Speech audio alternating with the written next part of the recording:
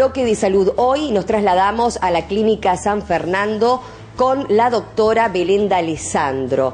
Con ella dialogamos acerca de esta época y cuáles son las principales consultas que realizamos, entre otros, las gripes y los resfríos. Empezando esta época del año, empiezan a aparecer más la incidencia de las enfermedades infecciosas respiratorias, sobre todo las virales, también las bacterianas. Esas son las patologías más frecuentes que vemos en la emergencia. Hablamos de resfríos, ese tipo de patologías. Las infecciones respiratorias, como lo dice, son una infección. En este caso vamos a hablar de las virales, que pueden ser por diferentes virus de distintas familias. Puede ser la gripe, el resfrío, la faringitis, la bronquiolitis en los niños más chiquitos. Esas son las enfermedades más comunes. Que se contagian, ¿verdad? Son contagiosas.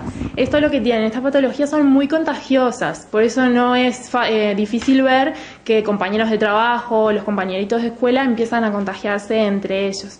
Es importante conocer que estas enfermedades nos contagiamos por inhalar las gotitas de los estornudos o la tos de las otras personas y también por el contacto con el virus en las superficies. Y esto nos llevamos las manos a la boca, a los ojos, a la nariz y nos contagiamos. Por eso es importante el lavado de manos, la higiene personal y mental obviamente, y taparnos al estornudar o al toser para no contagiar a otras personas. Claro, en algunos casos como los niños es bastante difícil, ¿no? Este tema, pero ¿qué se recomienda? Bien, lo que recomendamos es el lavado de manos, eso es importantísimo, siempre, más cuando estamos en contacto con, salimos de nuestro domicilio, siempre estar, y cuando estornudamos y tosemos, tratar de lavarnos las manos. Si siempre nos cubrimos con un trapito, o si no mismo con la ropa, con el bracito, la posición que deben de conocer para evitar contagiar a otras personas. Con respecto a los síntomas, ¿qué nos puedes decir? Bien, esta enfermedad, después que tomamos contacto con el virus, puede demorar entre un día a una semana en aparecer los síntomas. Los primeros síntomas siempre son como el decaimiento, el dolor de cabeza, el dolor de los músculos o las articulaciones, y puede aparecer fiebre, que usualmente no es muy elevada, pero puede estar. Esos son los primeros síntomas que empezamos a sentir. Y después empiezan a aparecer los síntomas más específicos de qué lugar está la infección. Si es la garganta, dolor de garganta, el resfrío con la nariz congestiva, los estornudos, la tos. Esos son los síntomas de estas infecciones respiratorias. Que decías, van desde un día a 7 días, digamos, que actúan, ¿no? Es en esa semana, donde ¿qué podemos hacer para mejorar los síntomas? Perfecto. El tratamiento para este tipo de enfermedades virales no usamos tratamiento específico, no es como las infecciones bacterianas que utilizamos antibióticos. En esta no, lo que tenemos que hacer es que el paciente se sienta mejor, o sea, tratar sus síntomas para que pase el proceso natural de la enfermedad, que dura entre 5 a 7 días, siempre dependiendo de la salud de la persona, ¿verdad? Y lo que tenemos que hacer es reposo, tomar abundantes líquidos, alimentarnos bien como siempre, y podemos tomar algún analgésico o algún medicamento para la fiebre, como puede ser el paracetamol, la novemina, para controlar esos síntomas. Después jarabe para la tos o alguna caramelitos o spray para la garganta y no mucho más. Claro, son situaciones para aliviar los síntomas, no podemos curar, esto tenemos que esperar que pasen los días hasta que se vaya el virus y estar mejor. Exactamente, es eso, es un tratamiento sintomatológico. Siempre tener precaución en los niños más chiquitos, en las personas que son asmáticas, en los fumadores o personas que tienen enfermedades de base, que a veces estas enfermedades que son realmente benignas pueden incidir en sus enfermedades de base, entonces prestamos un poquito más de atención.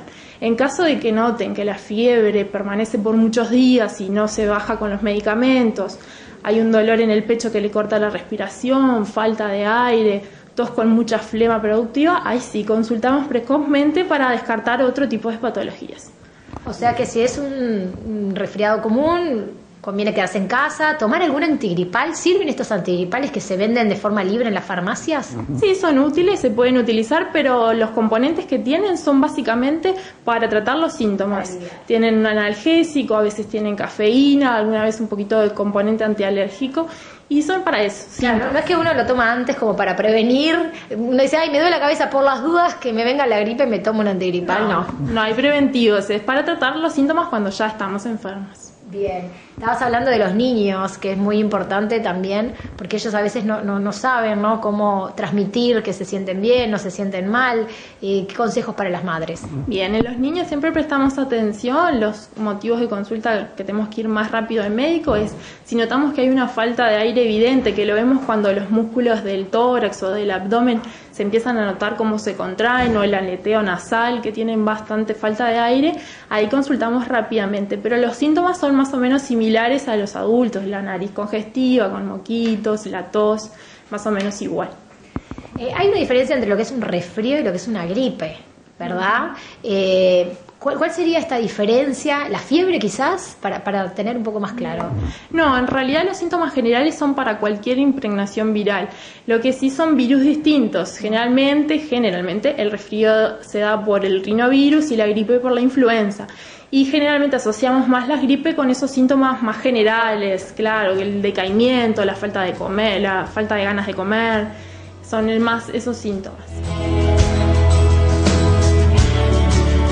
Y en esta segunda parte, la doctora D'Alessandro nos habla acerca de la vacuna de la gripe, que está a muy poco tiempo de comenzar en los diferentes centros asistenciales de ser suministrada a la población.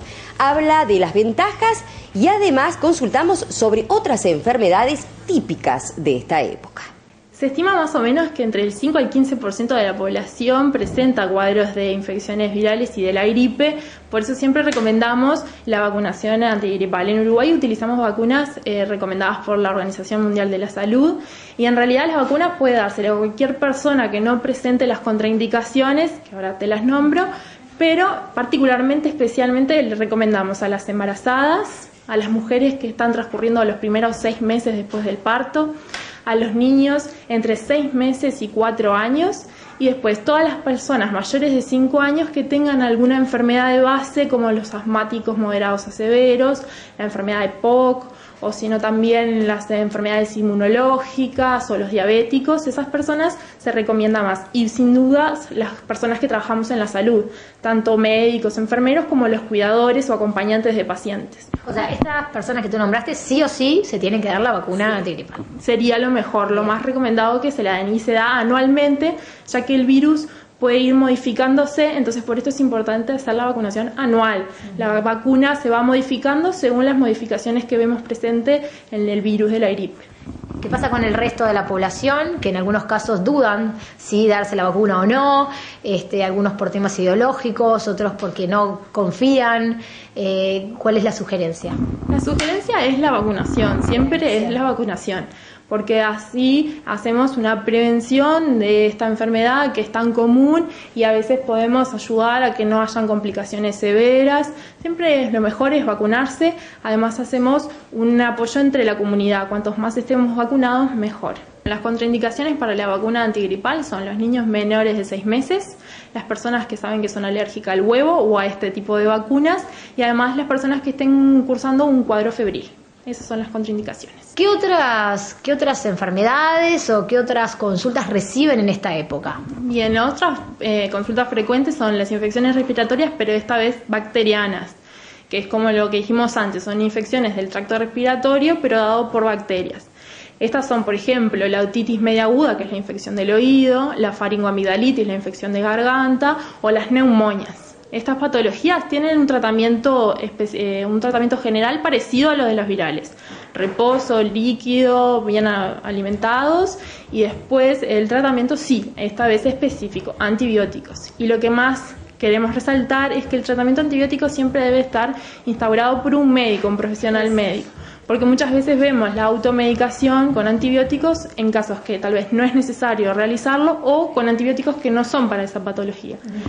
Sí, no, justamente a eso iba, ¿no? De cuando a veces uno se siente mal y enseguida empieza a tomar antibióticos sin consultar previamente al especialista, ¿no? Qué importante es, cuando uno siente determinados síntomas, que tú me los vas a decir ahora, consultar antes que automedicarse. Como te decía, las infecciones bacterianas, por ejemplo, la otitis media aguda, el dolor de oído con fiebre, a veces puede haber sudoración, la disminución de la audición. Esos son los síntomas más de una otitis. Después, el dolor de garganta intenso con fiebre, decaimiento, puede marcar una infección bacteriana, pero es importante hacer un examen físico por un profesional médico que pueda descartar o no si es bacteriana. Y después las neumonias, que se presentan con tos con mucha flema, fiebre, falta de aire, a veces dolor en el pecho que corta la respiración. Estos son signos más de la neumonía. Y bueno, como dije, estos tratamientos específicos con antibióticos. En las 3 casos me nombraste fiebre alta, o sea que eso es un síntoma importante para consultar. Sí, generalmente se presenta con fiebre. Hay algunos tipos de pacientes que no suelen hacer fiebre, pero son los menos. Pero sí, la fiebre a veces es un factor común de estas enfermedades. Bien. ¿Estos tratamientos duran cuánto? Porque el antibiótico hay que tomarlo a veces más de lo que uno quiere, porque a veces al tercer día uno se siente perfecto, ya está con ganas de ir a trabajar de nuevo, pero se recomienda continuar con el tratamiento antibiótico 7 días o más. Perfecto, sí, exactamente. Los tratamientos antibióticos rondan entre los 7 y 14 días, dependiendo de cada caso, y como dijiste, es importante completar los días de tratamiento que son indicados, pese a que nos sentimos mejor. Siempre hay que completar los días de tratamiento. Y ahora sí llegamos al final de un nuevo programa de Salud Hoy. Desde las instalaciones de Grand Hotel en la parada 10 de La Brava, los invitamos para dentro de una semana seguir informándonos, sensibilizándonos y concientizándonos sobre el fascinante mundo de la salud. Hasta la semana que viene.